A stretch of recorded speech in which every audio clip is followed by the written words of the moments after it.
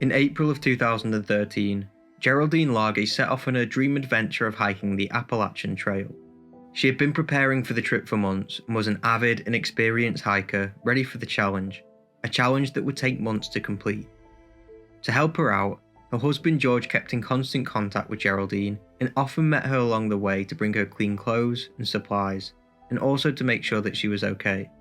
On the 23rd of July, she was due to meet George at the Route 27 crossing, but she never showed up. George wasn't worried at first. He waited and waited, but as time went by, Geraldine never showed up. Exactly what happened to Gerry wasn't discovered until 2 years later, when a US Navy worker stumbled upon her campsite and remains. This is Wrong Turn, the story of Gerry Largay.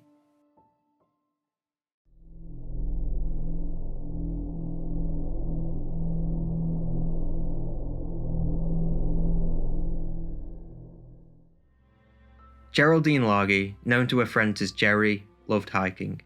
She was retired, which meant she had a lot of spare time, and a lot of that spare time she spent outdoors. She was described by her friends and family as being positive, vibrant, optimistic and spiritual. Someone who got on with everybody and left an impression on those who she met. When Gerry was growing up in Tampa, Florida, she met her lifelong best friend Betty Schenk. The two childhood friends were inseparable. They vacationed together, went hiking together, and talked all the time through email. One day she got an email from Gerry in which she explained a dream to walk the Appalachian Trail, starting in Harper's Ferry. She explained over email that she felt it was something that she needed to do, and she would walk it with her hiking partner Jane Lee. After all, this would be an adventure of a lifetime, with the Appalachian Trail being one of America's most famous walks. The idea was now set in stone. Gerry and Jane would hike the trail, with Gerry's husband George meeting her along the way to restock their supplies. The Appalachian Trail spans 2,200 miles and passes through 14 different states. This makes it the longest hiking path in the entire world. It's no easy achievement to cross and can take hikers months to complete. That's if they decide to tackle the trail all at once. It's visited by more than 3 million people each year and is known for its incredible beauty. The trail goes through rough terrain, towns and farms, and is wonderfully maintained by 31 hard-working trail clubs. It was no wonder that Gerry felt compelled to walk the trail, and she spent the months leading up to it training with Jane for the grueling journey ahead. The day finally came, and on the 23rd of April 2013, the pair set off from Harper's Ferry in West Virginia. They intended to take the trail in the middle, reach Mount Katahdin in Maine, drive back to Harper's Ferry, and then hike south to Springer Mountain in Georgia. Gerry kept a journal with her, in which she would write daily to let her friends and family back home know the details of her journey. The first few months of their adventure went amazing. They would meet George at the end of the day in different spots, and even spent a few nights in Vermont. Coming up towards the end of June, the pair found themselves crossing into New Hampshire. Sadly, at home, Jane's daughter had badly injured her ankle. This forced her to leave the trail and return home. Gerry decided to continue with her plans solo. Jane going home didn't discourage her though. A hiker known as Terry Bliss shared a shelter with her on her first night alone and stated, "She looked spry, happy, and she took off with ease and assuredness. She looked like a confident, experienced backpacker." The terrain was now getting more remote and rugged, which meant that she had to stay in shelters and also her tent for nights in a row before meeting up with George again.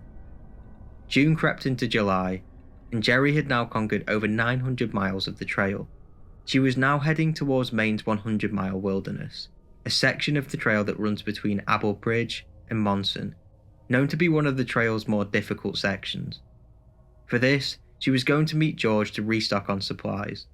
Her plan was to reach Route 27, where George would be waiting on the 23rd of July, but first she needed to trek through a 22-mile mountainous area to reach him. On the 21st, she stayed at Ridgeline Lodge, and on the morning of the 22nd, she was in good spirits.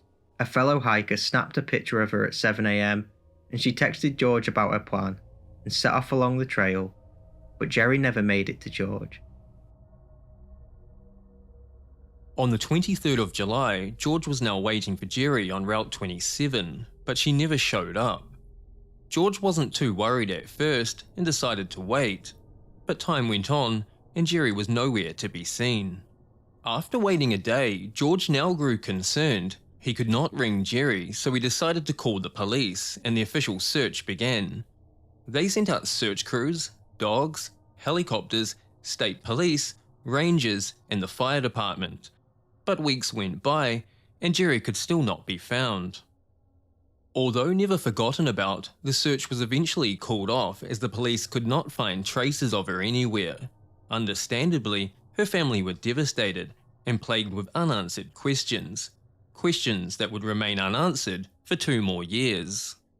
In October 2015, a US Navy worker found Gerry's remains in dense woods near the border of a Navy property.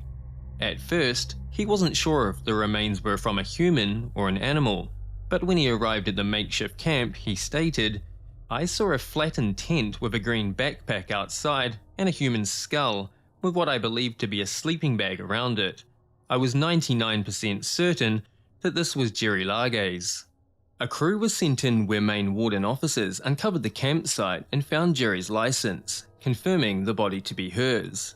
This was all filmed by an Animal Planet crew, recording the series Northwoods Law. Gerry had been found, but what had happened to her? This was all explained when they found her notebook near her body, with the front page saying, "George, please read. XO, XO. Her family was then contacted, and what had happened to their loved one was now finally revealed. The journal explained that on the morning of the 22nd, Gerry got lost in the woods whilst going to the toilet. On the Appalachian Trail, you are advised to go 200 feet off the trail to use the toilet. This is exactly what Gerry and Jane had did when walking together. Obviously, with 2 people, the other would stand guard and call you back in the right direction once you've finished. Gerry, however, became easily disorientated and wasn't known for having the best sense of direction. After going to the toilet, she took a wrong turn and ended up in a dense brush. She was lost, but obviously near the trail, so began walking in the direction that she thought it could be in, but she couldn't find it. She was now lost, and at 11 AM, she sent George a text saying, "In some trouble, got off the trail to go to the bathroom, now lost. Can you call AMC to see if a trail maintainer can help me, somewhere north of Woods Road?" Sadly, Gerry had no signal, so the text never sent, and in a state of panic, she decided to try and hike to higher ground to find some signal. She set up camp late Tuesday afternoon and once more attempted to message George. She said, "Lost since yesterday. Off trail 3 or 4 miles. Call police for what to do, please." Again, she had no signal. By the time Wednesday came around, Gerry hiked to a river as she needed some water and set up camp nearby, but she only had food for 3 days, so had to ration her food carefully. The search was now fully underway, and by the 4th day, police were trying to talk to anyone who may have spoken to Gerry along the way. This included the hiker who snapped a photo of her, which narrowed down the area where she was, but they were still unable to find her. Gerry's entire family flew out to join in with the search. 6 days had now passed, and on July the 28th, Gerry ate the last of her food. She often heard planes and helicopters go by, but none saw her. 2 weeks had passed, and Gerry hadn't eaten for 9 days. She was weak, tired, and on the verge of collapse. She tore a page from her journal and wrote the following: "When you find my body, please call my husband George and my daughter Kerry. It will be the greatest kindness for them to know that I am dead and where you found me. No matter how many years from now, please find it in your heart to mail the contents of this bag to one of them." Astonishingly, Gerry survived what was thought to be at least 26 days before succumbing to exposure and a lack of food. What makes this story even sadder is that she was only 2,000 feet from a well-walked path, and rescuers were only 100 feet away from her at one point. The last entry in her journal was on the 18th of August, although she may have lost track of the date by this point. After being informed that Gerry had been discovered, the family flew out to collect the remains. Some of the family visited her campsite where they found messages for all of her grandchildren. She left the family a note expressing how sorry she was, how no hike was more important than them. She took the time to write a lengthy letter to each of them, in which she expressed her appreciation for everything they had done and how they could move on. George said, "They are more than love letters, they are life letters." Even in her dying days, Gerry only thought about others, which is a true testament to her character, and this is how she should be remembered. Let me know what you think in the comments, and please like and comment as it really helps out the channel. As always, thank you for watching.